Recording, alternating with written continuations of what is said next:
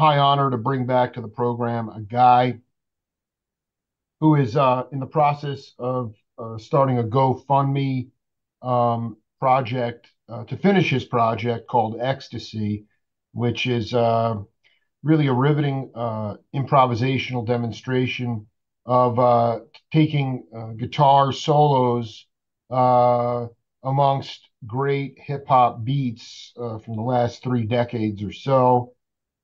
Buzz Feiten, welcome back to the Jake Feinberg Show. It's a pleasure to be here, Jake. It is my pleasure, my friend.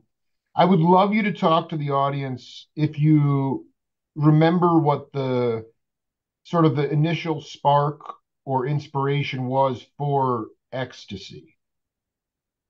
Well, to be honest, a friend of mine, I wasn't really a hip hop fan, but of course, like everybody else, you hear things sort of, in the environment, But a friend of mine was a big fan of hip hop and suggested that I start listening to some stuff um, from uh, a variety of artists, including 50 Cent, Iggy Azalea, and T.I.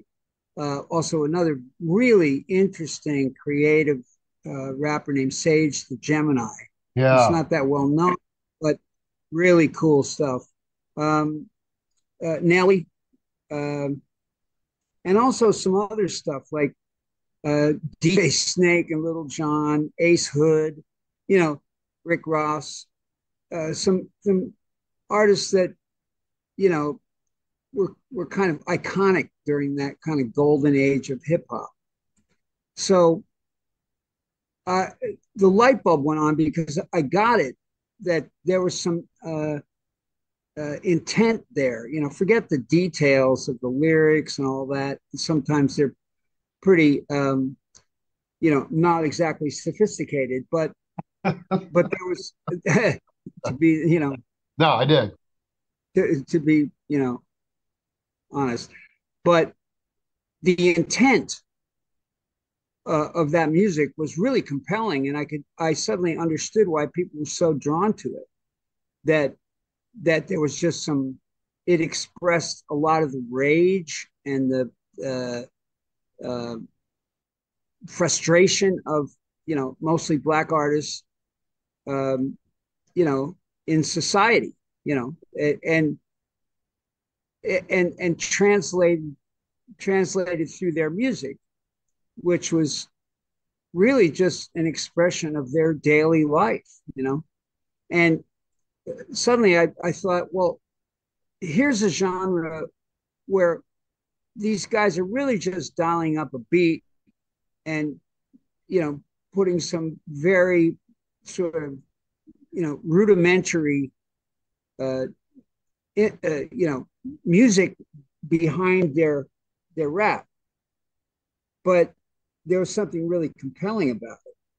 So I thought, well, what if I took some of that intent and and tried to bring as much creativity, virtuosity, um, you know, more sophisticated harmonic content, uh, to just sort of marry those two elements of the hip hop, the intent of hip hop was which was to express that intensity and that level of emotion, and you know, just try to bring as much fire and energy on the guitar to kind of reflect that.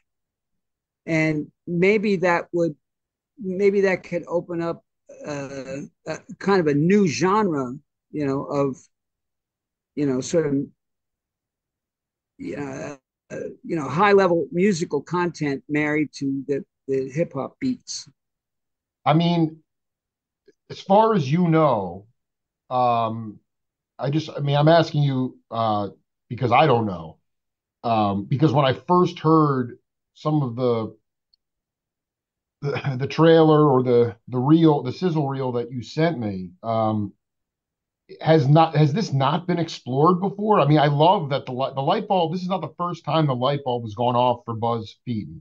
But That's are you fairly confident that this is completely unique in some way? I mean, I mean, nobody can play like Buzz, but what we're talking about here is like ferocious, nasty jams, like what you were doing with Billy Cox and Jimmy back in Woodstock, but with more quantized rhythm, more straight beats, more, from the rap groove.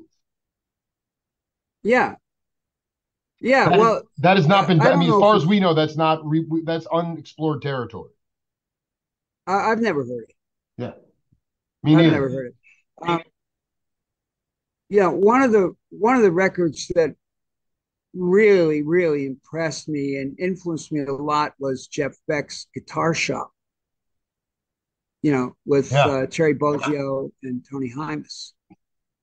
Um, that to me was like a real statement. He really made a statement on that record, and and the production also made a statement. He had these huge drums, and it was kind of over the top, and in a good way.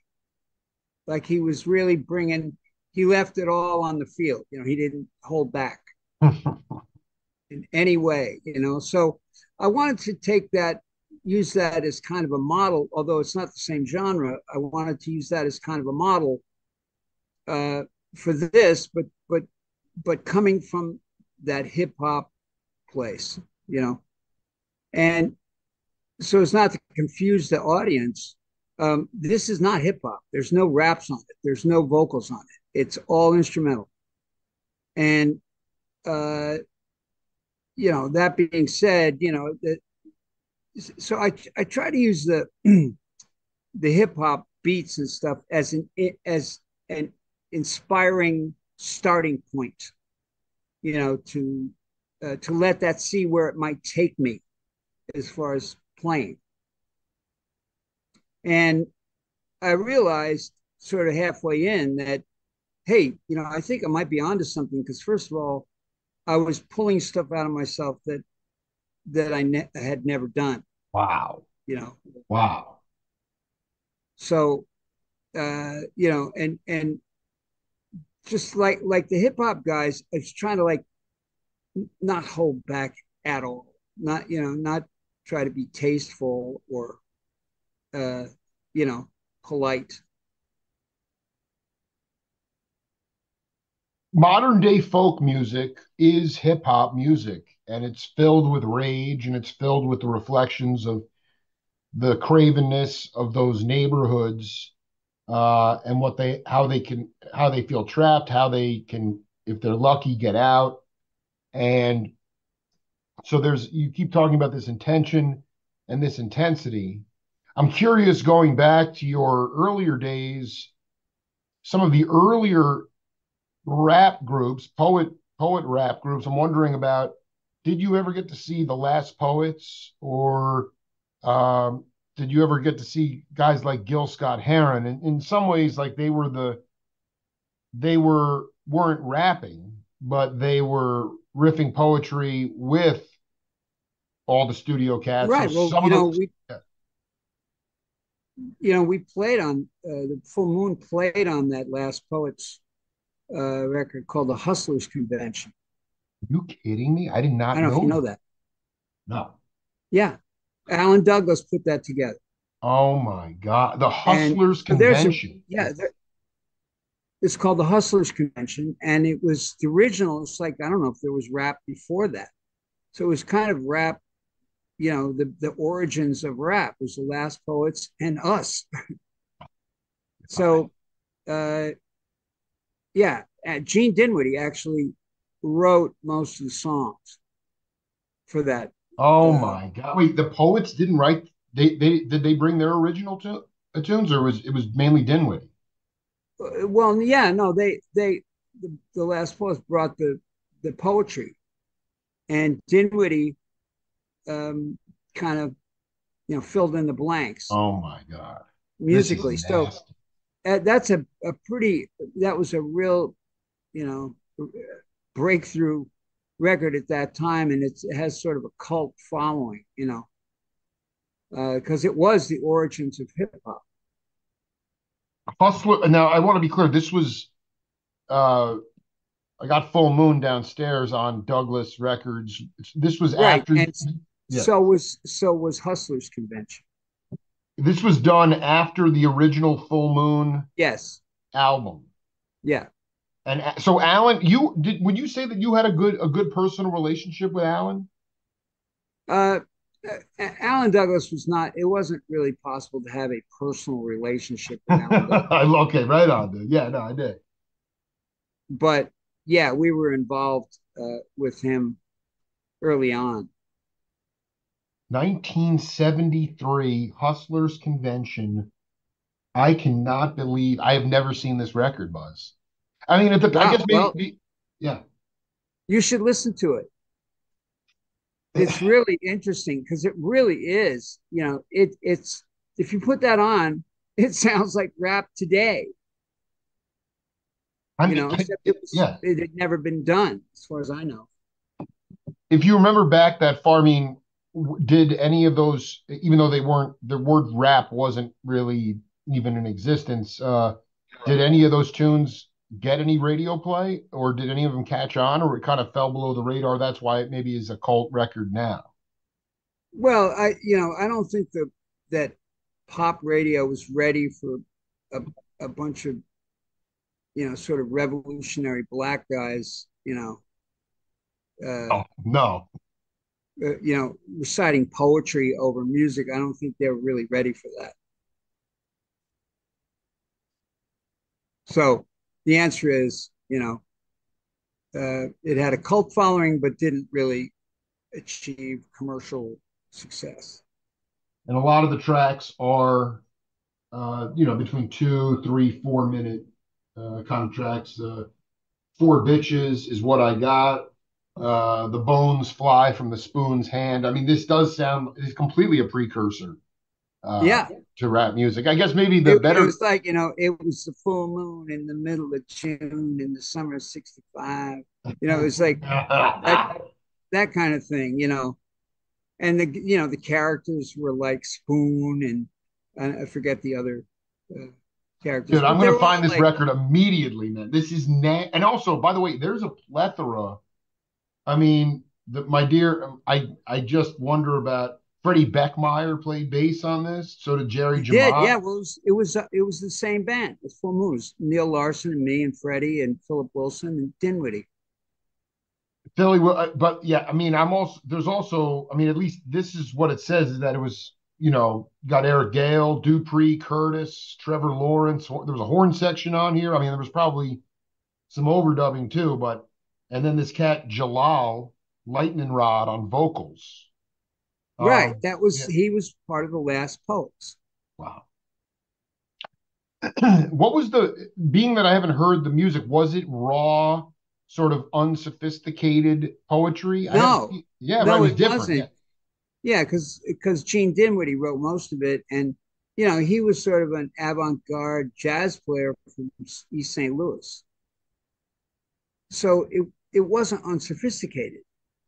It was pretty cool, but it was all um, you know, sort of groove stuff from that period. Talking to Buzzy Feiten here on the Jake Feinberg Show. I have to ask you, listening to some of these takes last night, uh, some of these solos, because right now it's just um, sort of loops and beats. Were you able, like, for copyright issues, were you able to actually just strip out all the other stuff from the actual? No, no, no, no. Nothing stripped, nothing sampled. These are only inspired by these songs. That There's is no, very important, Claire. That they are so no, no, you. no. These are 10 original songs. Wow. There's no sampling. There's no. They're not covers. No All replication. original. Yeah. And, Can you? and Yeah. if you reference the source songs, right? They're completely different. But they're the same. Usually the same tempo and the same kind of intent. But that's it. there's no nothing is sampled or so there's no uh, these are all original songs. In terms of the grooves themselves, did you Just okay, so the just so the audience understands that uh, I started out with finding a a beat, loop that worked with that kind of reflected the original source tune's intent in terms of groove, tempo, and so on. And that was it. Then and sort of take it from there because uh, you know those songs really the only song that has sort of a that I included the signature groove was in the club 50 Cent after party where there's that orchestral uh, sample that goes da da da da. yes. That's the only one where I kind of used that, sort of translated that to guitar and used that as the floor. But that also has sections and bridges and B sections that don't appear in the original. So it's all sort of you know just using the original inspiration and then completely starting over. In your And mind, no, this is fascinating.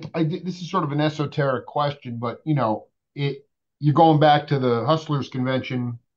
You got Phil Wilson and you guys minimal overdubbing, essentially hitting at the same time. yeah, Um, can you just talk about your experience with, I mean, not that maybe it's a maiden voyage, maybe it's not, but just the idea of playing with uh, mechanized grooves, computer based or drum machine kind of grooves. I mean, I actually listening back to it now that it's before you add all the other players, the grooves are actually super tight. I don't listen to a lot of hip hop, but I was just like, I was digging it more than I thought I would. And then obviously you coming in and playing more just sort of off the cuff blues, funk, soul. Did you can you talk about like one specific how you or one groove that you can talk about sort of the germ of it, where it came from? I mean, I know it's always inflected and influenced by these tunes, but they're different, right? oh yeah, Yeah. completely. You talk about one Yeah. that is, yeah, talk about one that like where the inspiration came from. How long did you, because also with Hustlers Convention, you guys were in and out of the studio because probably you were off to another jingle date or a studio gig. And now we have all this time and all this technology. I'm just curious about how long you spent first on just getting those grooves. um Not really long, but I did pay a lot of attention to it. I paid a lot of attention to the the drum machine and to the floor because that's kind of what that's the heart of the song in hip hop. That's Right. the heart of the song. So I wanted to start with something that uh, was first of all, really in the pocket, deep pocket, and inspiring to play to. So that was really the point, to try to get something that felt good to play to. Which can you pick out one particular track that was maybe out of like Sage the Gemini, Gas Pedal? Yeah, Sage Gemini. There's a song called that one of his hits was. Now this is maybe not a perfect example because it's a really weird song. There's a song called Gas Pedal uh, by Sage Gemini, which my version of it is called Stranger. And it's really a weird, dark, very cinematic, very, like odd, kind of ominous. I love it. Sounds great. Yeah. Yeah.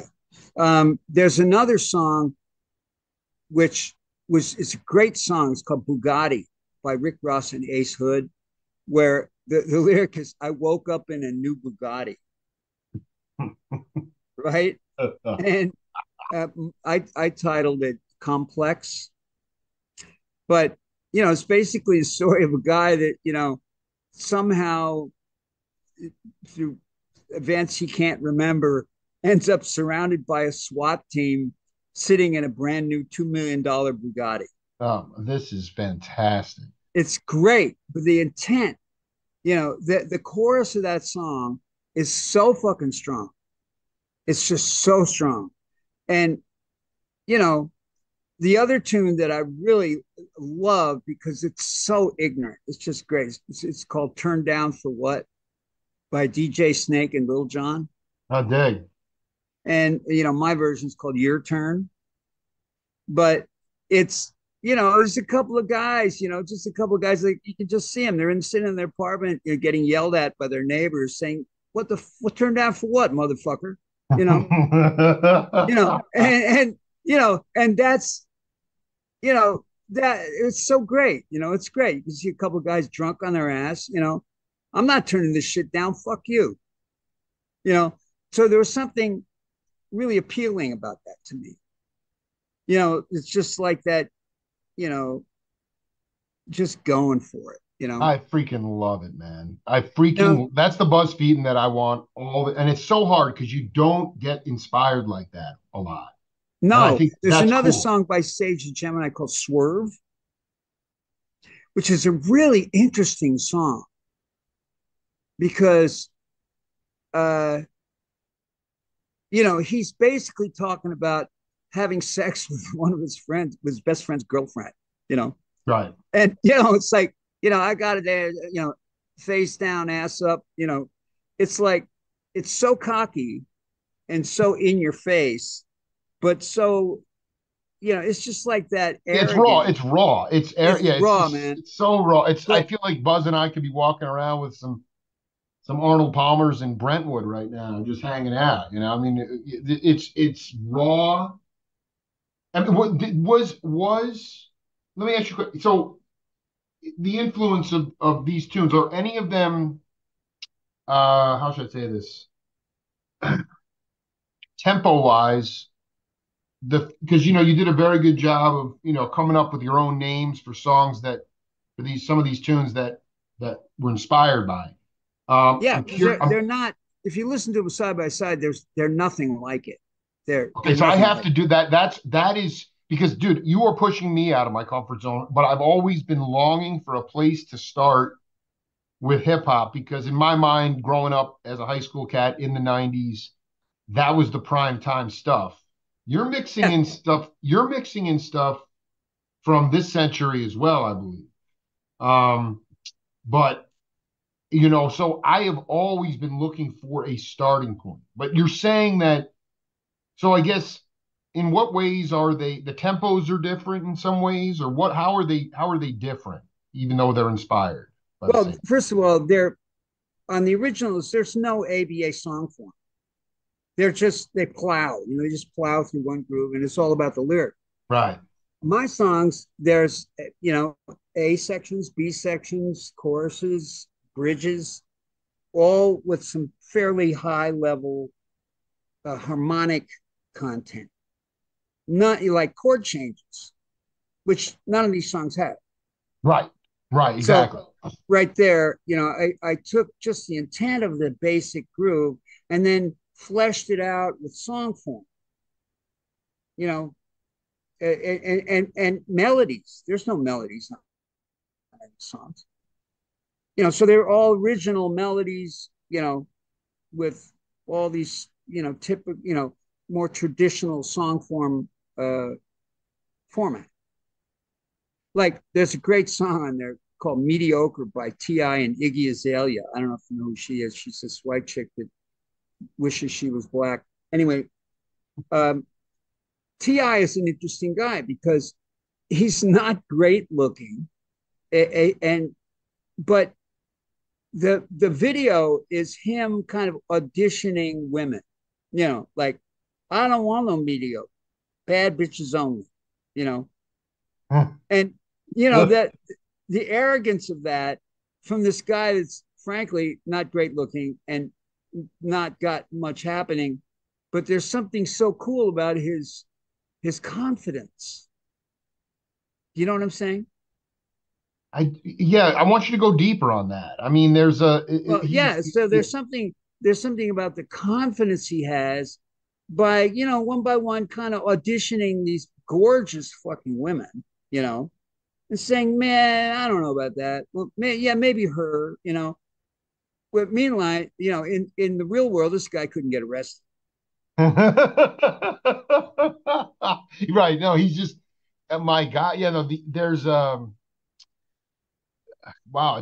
I mean, did I should actually ask you, I mean, out of all these inspired tunes, was there a beginning year and an end year? Like, does it go from 19? What's the earliest track that was inspired for you The on this? earliest, I'm not sure. It might be in the club, 50 Cent. That could be the earliest. I'm not sure. Um, there's one original song that wasn't inspired by anything called "Dirty Money," which is So, so talk about that. That's it. So that's the one original that didn't have a germ of an right. earlier hip. So talk about that. Where did that song come from? Well, I wanted to try and play some really like flashy guitar, just flashy shit like tapping Flashed and out. Yeah. yeah, tapping and shredding and all that, which is not something I've really ever done so much. But I tried to bring it to this song, and just also have it as funky as I could get it, you know. So there was that. There's also a song by Nelly and Gwen Stefani called "Party People," Mm-hmm. and that was like these four guys, or Gwen and Nelly and a couple others, say, "Where are my party people at?" You know, and that was another example of that. These people are just looking to party. They're just looking to have a good time. And so that was really, Jake, that was really the intention of this whole project, was just to have a good time, as as much energy and attitude as I could bring to it. Can you talk about as much as you want to? I mean, I wanted you to talk since I've last seen you. For me, um, I've been just sort of plunging into the local Tucson younger music scene. There's a huge farm system here of badasses that are writing original music, not in the hip. I mean, there's plenty of hip hop, but I'm going to see more R&B, soul, sort of jazz adjacent kind of music with Right. really younger cats who are really fucking good. Oh And it's yeah. not, I wanted to ask you though, because it's for me, I was in psychotherapy for many years of my life, especially as a child, Mm-hmm. but I think I talked myself out of that. And now Yeah. the only thing that heals me physically is music, and I'm 46. I wanted to ask you how much this kind of music and like you said, having happiness is our divine right. I mean, you called me a prince. No one's ever called me that before. Happiness is our divine right. And I want to know if there's a correlation between your physical health and the fun that you've been having making ecstasy. Oh, absolutely. It's the whole deal, man. I mean, you see it every day. Hmm. People retire and they die 6 months later That's because they right. don't have anything to do. They're not fired up. They're not motivated. I cannot live without a mission. I cannot. I won't survive a week. You know, so it's completely correlated to me. Like that's just in my DNA, man. You know, No, I think like I mean, are you healthier now because of this? I mean, you have been dealing with different issues. I just wonder, like, if it actually can. I mean, for me, I just know that I could be going in and on a very general level, just physically not feel good at all or feel the gravitationally really low. And then just by being a complete tribal orchestrator, I leave the club and all the toxins are out of my body. Well, yeah, well, that's the point. If you are inspired, you're going to be healthier. There's just it, and there is and I'm sure the scientists could tell you why, but there's some sort of endorphins or Right. chemical No, that's changes right. that happen. Yeah.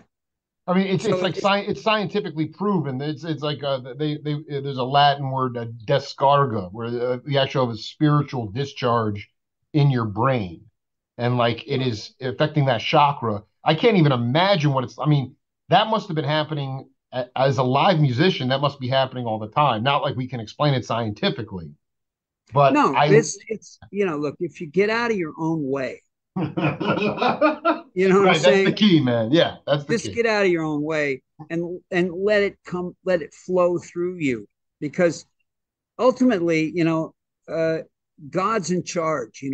He controls all of this, whether or Yeah. not you believe in a traditional God sitting in the white robe and all that, or just the spirit that inspired musicians for thousands of years.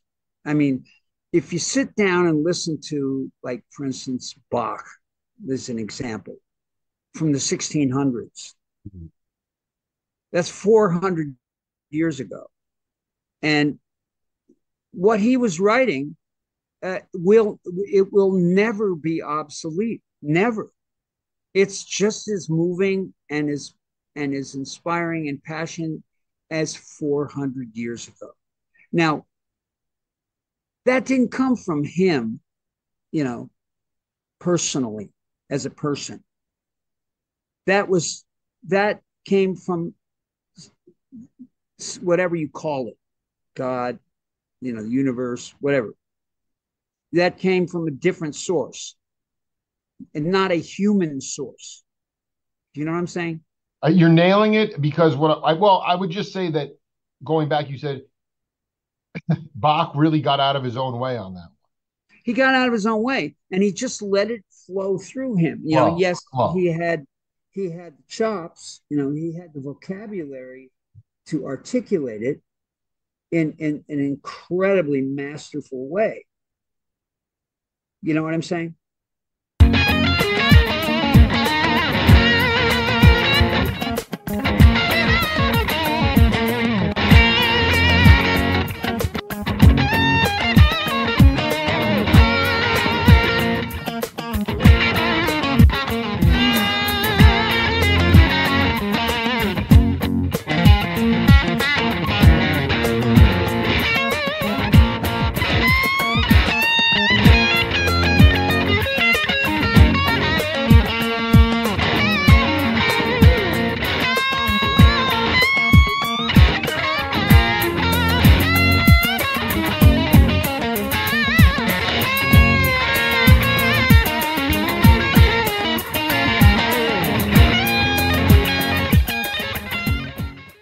I just wonder about this has just popped into my head because I mean, we're talking to a cat.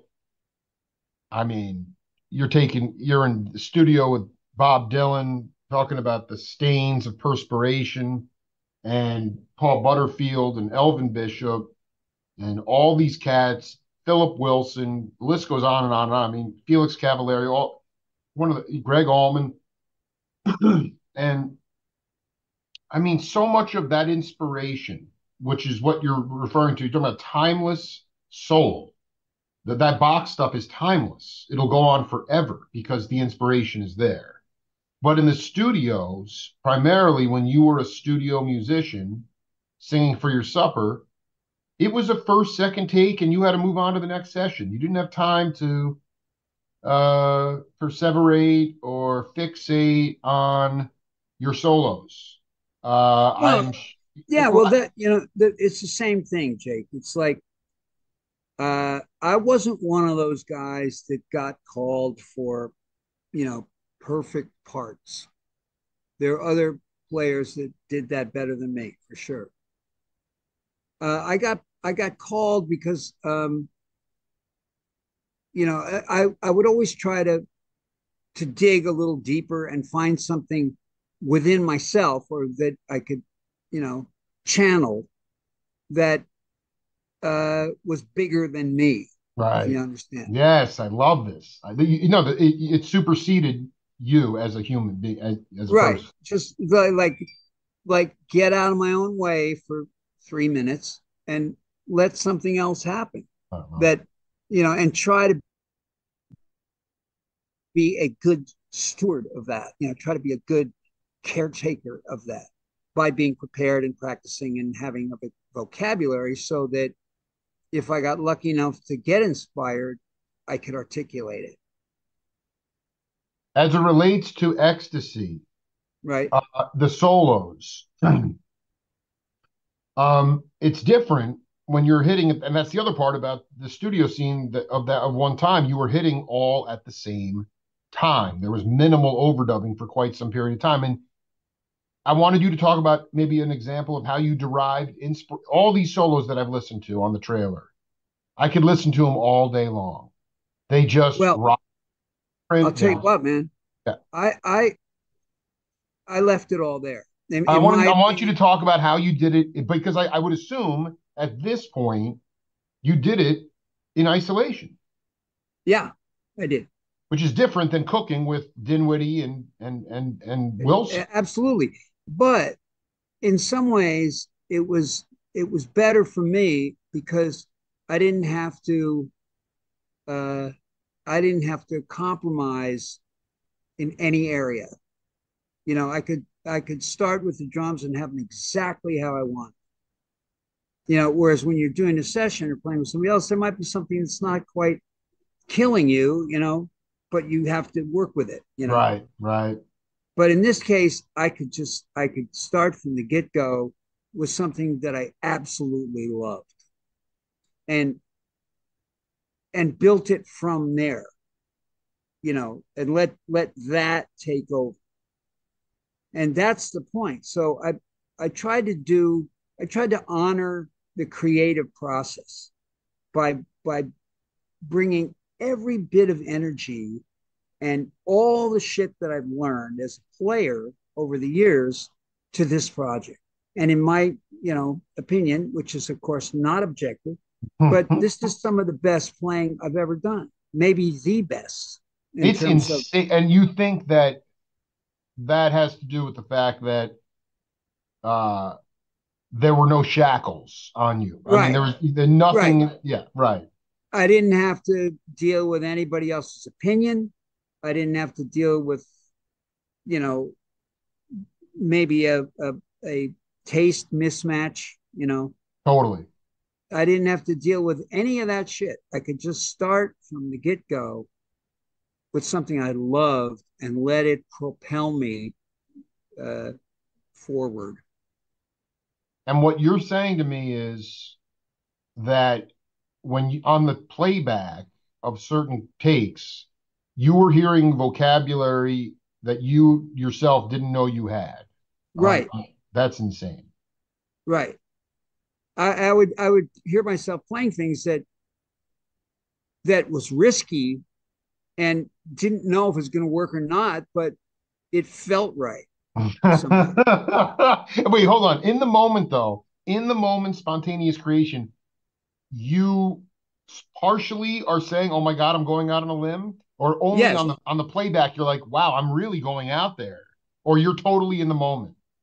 Well, I'm totally in the moment, and there's sort of you know, I wanted to stay, uh, I wanted to stay in the lane. In other words, my overriding rule is no cliches, I did. no guitar cliches ever on this record.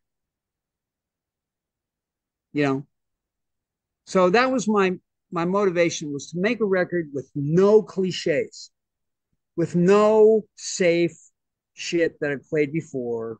You know, that that I know works, but frankly, to me, is boring because I know it already. I wanted to play some shit that I didn't know. You know, Are there cliche like okay, so this is you're talking about cliches in your own playing or cliches that are traditional in hip no hop cliches in group my own playing. in your own playing? I got it. It's totally off the cuff. Um, Well, it's not off the cuff. It's just trying to access uh, the next level right. up. Trying to access that next level up, which required more focus, more concentration, more energy, more fire, you know? Dude, I am loving the hear the fire. I mean, Buzz Feiten will sequester himself away. I always think about you and I'm like, I mean, like you were with Felix when he was doing with Swami, and I'm like, you've had your own life, and I'm like, but to know that you are on a crusade. I mean, are there any tracks in the ones that you were influenced by that had any semblance of improvisational instrumental jamming, or were they all about the No, vocals? None, none of them. none. It was really just the emotional intent, Yeah, which was usually expressing cockiness, rage, um, and having a ball, having partying, and having fun. yeah, or in some of them, like in Stranger, for instance, sort of that ominous, really slow, ominous shit. You know, I don't know how to describe it. It's like No, I'm if gonna you go. I'm watch gonna. That's that the first one I'm video, gonna listen to. I'm gonna listen to that first. if you listen to that and then watch the video of Yeah. Gas Pedal, Sage the Gemini, it's one of the weirdest videos I've ever seen in hip hop class. But it's funny as hell. I mean, it's really funny and it's dark and it's just fucking weird. I don't know how to describe it, but there's something so cool about it because it's so weird. I have to ask you, um, in your mind's eye, I feel like what even though it's stripped down and very minimalistic right now, um, are you at all like, do you have clairvoyance about the kind of instrumentation you want to build around this Yeah, album? absolutely. Talk about it. Um, well, one of the reasons I'm raising funds for this is because, like Jeff Beck's Guitar Shop record, you know, it would be a different record if he made it with one drum machine and layered guitars only. It'd be a Exactly. different record, you know. Yeah. So there are opportunities within these tracks to explode the drama, just explode it, make it larger than life. And in some cases with uh, additional loops, you know, in some cases with um, like synth, more synth sound design kind of sounds. Um, Bass for sure. There's great bass sounds out there, which I would love to add to this record. And and with great players, like there's things that you can do with the great players have a great instinct for what something needs. Like, did I tell you the story of Steve Gadd and We Belong Together by Ricky D. Jones? Please tell me. I was at the session and nobody could figure out how to play We Belong Together because for the first 3 days of the trying to track the song, everybody thought it was a waltz. Like, 1, 2, 3, 1, 2, 3, we belong together. Yeah. They thought it was in 3/4. And finally, after 3 days, Ricky comes out and she says, "No, it's like Doctor My Eyes." Oh, you know, the Jackson Brown. Of course. Yeah. Yeah. So it's like Doctor My Eyes. So Jeff Porcaro, after 3 days, uh, poked his drumsticks through all the drum heads and walked out. So they got Steve Gadd in there, and he had the headphones on, and he was out there, and they said, "Okay, we're going to play the track for you." So they played the track, and if you notice, there's no drums in the first half of the song, right? Yes. But when he comes in, it's the most humongous, perfect drum fill you ever heard, you know? And so that was Steve Gadd's uh, addition to that song, was understanding where the drums needed to come in, first of all, how they needed to come in, and what they should be playing. Nobody could have told him that except him. Right. It's just Nobody could it's say, I instinctual. can't imagine a scenario where a producer or Ricky even would say, don't play for the first half of the song. You know what I mean? I remember you telling me that you considered her on the same genius level as Bob Dylan, Mm-hmm. and people have reiterated that. Um, but you're talking there. It almost sounds like, even though it's a different kind of tune. Um, What I'm talking about, what I'm trying to make the correlation is what great musicians can add to a project. And that's what I'm trying to do with Ecstasy. Is to get the right player in there without having to direct him and having him add something I never would have expected. exactly. Exactly. So I want to be surprised. I know what I think.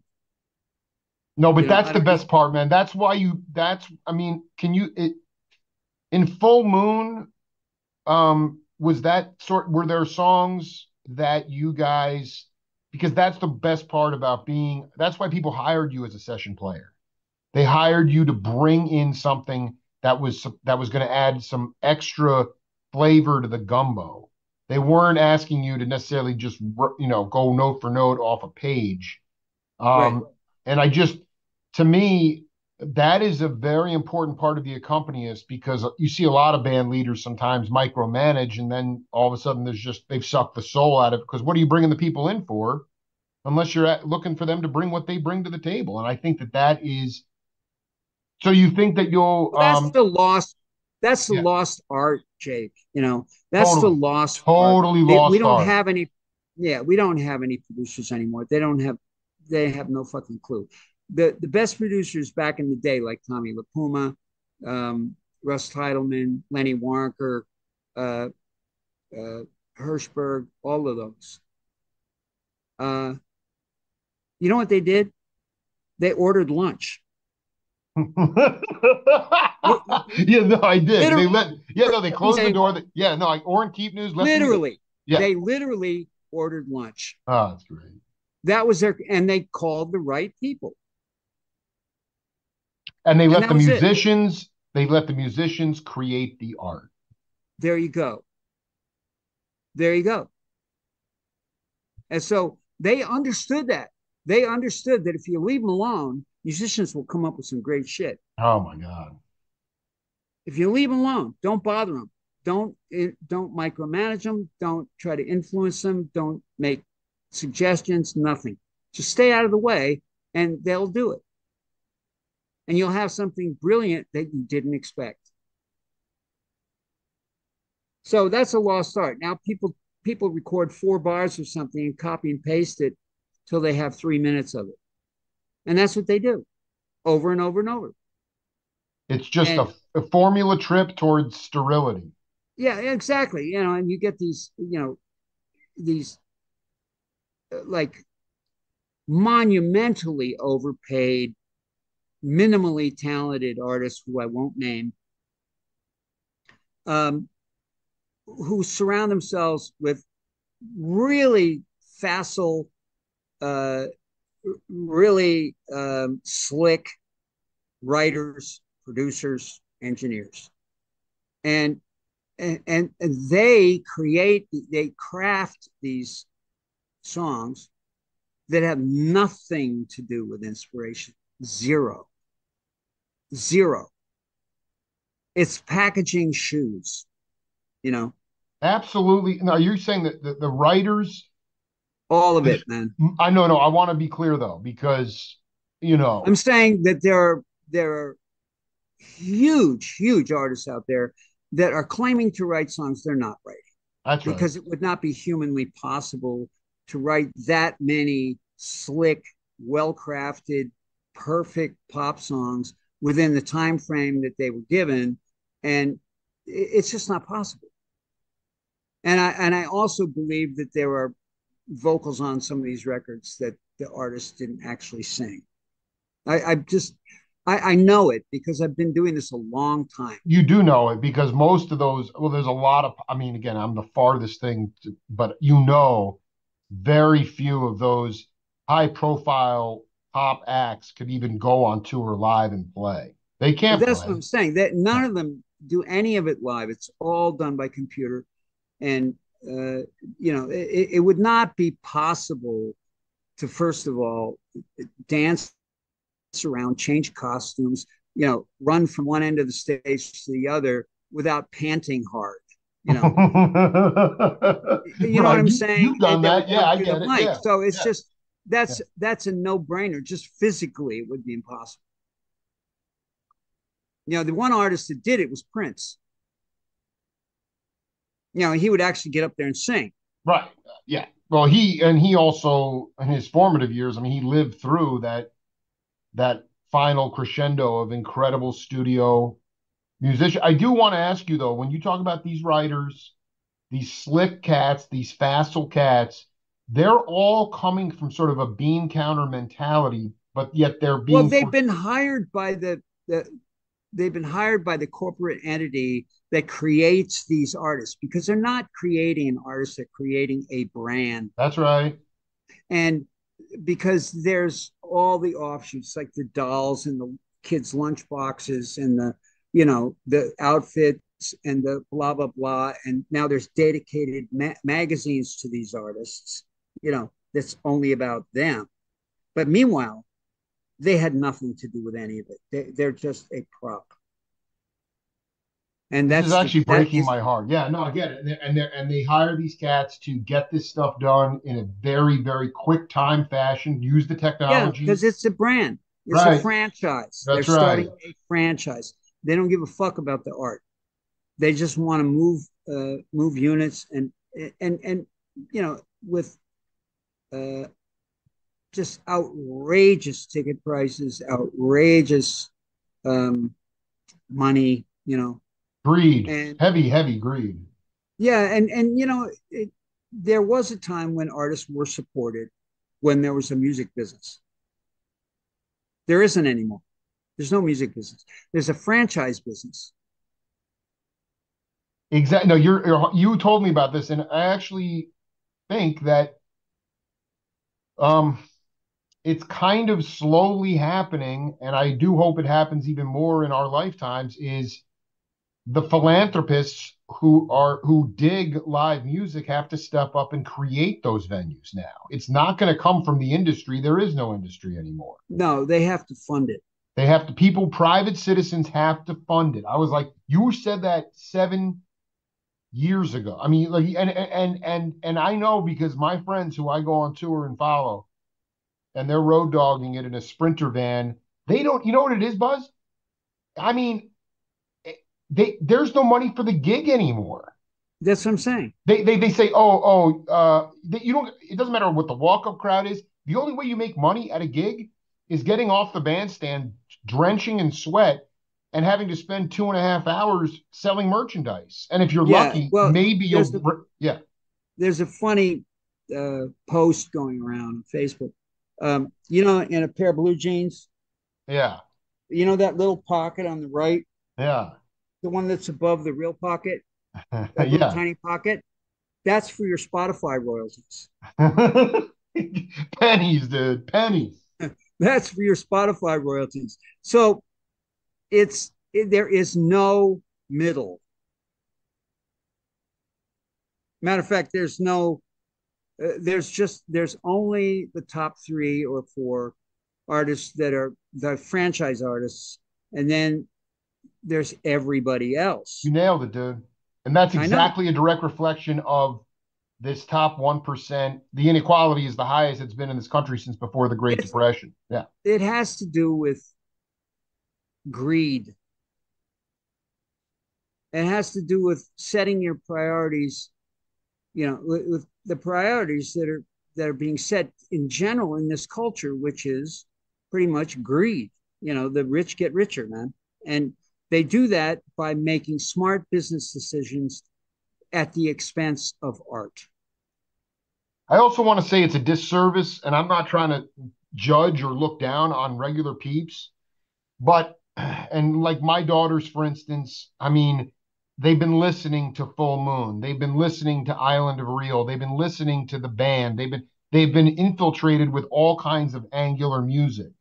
But Right. younger generations now are not just willing to pay the money to go see these propped up acts, they actually, their ears tell them that that is good music, that is Well, because authentic they music, don't and know that is anything else. bullshit.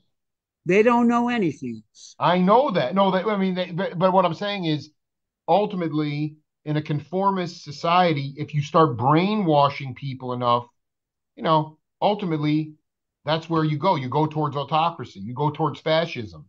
You go towards inauthentic. I mean, music dictated our culture at one time, and actually, Right. it completely overpowered even the bean counters in a lot of ways. You couldn't stop the momentum. You couldn't stop the train.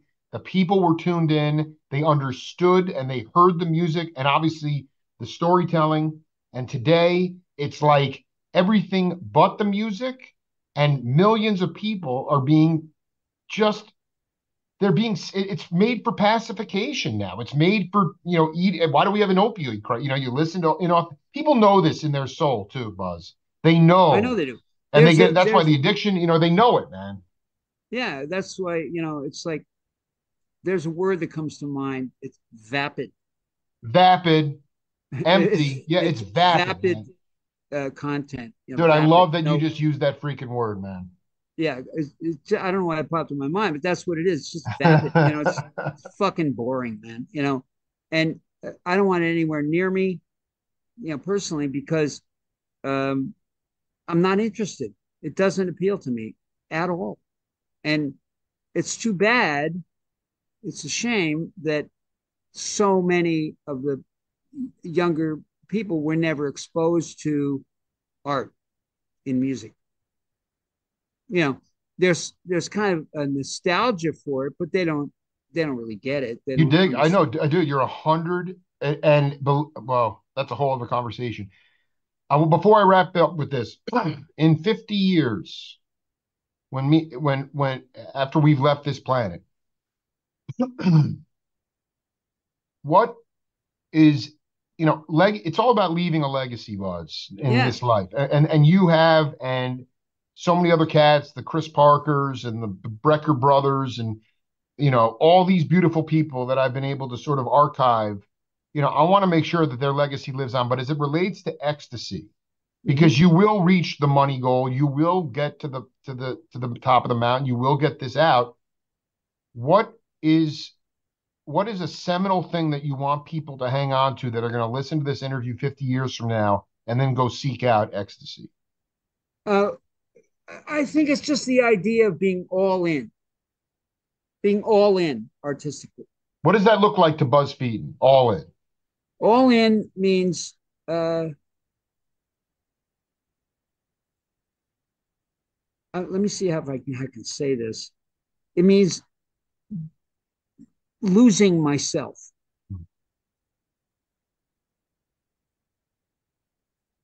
That's what it means.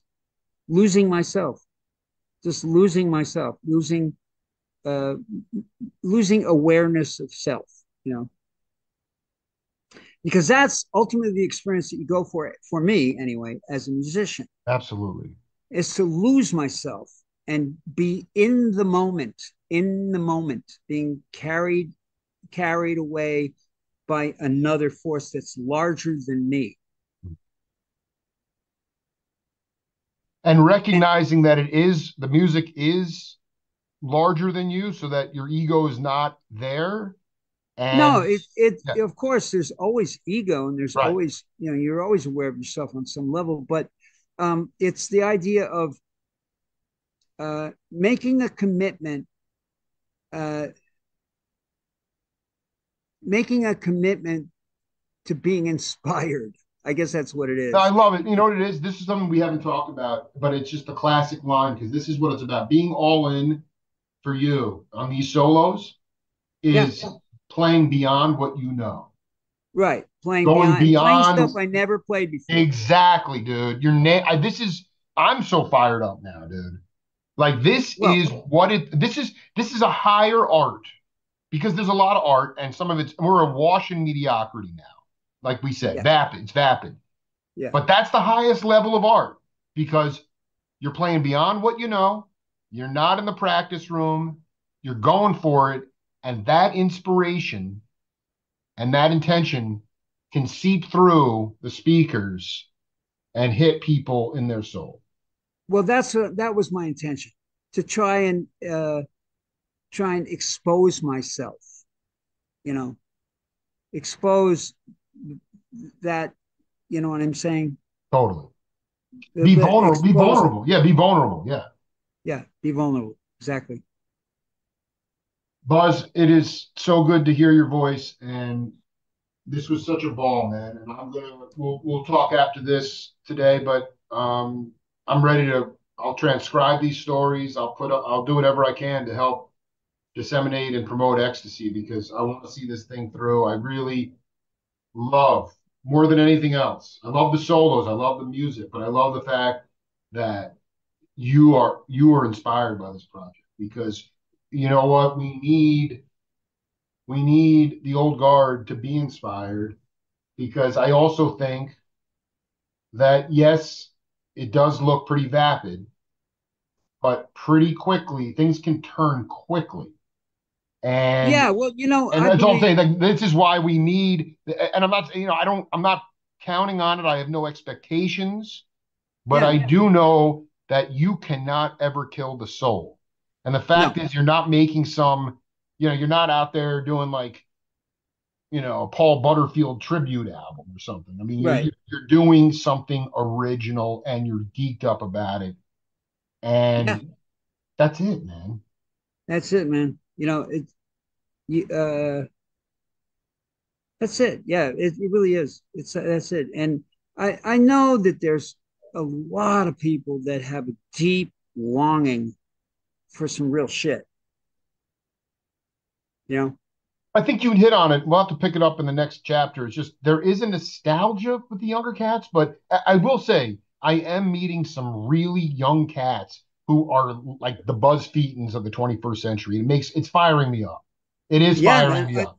I Oh, mean, I don't that's know how they're making a living because you guys actually had union checks and your rent was 160 a month and you were working your asses off but yet I still not only do I see it, I'm interviewing these cats, and so it's giving me a lot of fire because there is a lot of energy there, but yeah. somehow the deluge of visual information, not auditory, but visual information, we are awash in mediocrity. And so in Yeah. order to really seek, you have to dig deep. And a lot of people don't have that bandwidth to do that. No, they don't, unfortunately. So we'll leave it there, man. But yeah, let's be in touch. It's so great to hear you, man. I'm so happy about ecstasy. Hey, likewise, man. Thank you so much for inviting me, Jake. Yeah, it's my honor, bro. We'll talk soon. Okay, man. All right, be cool.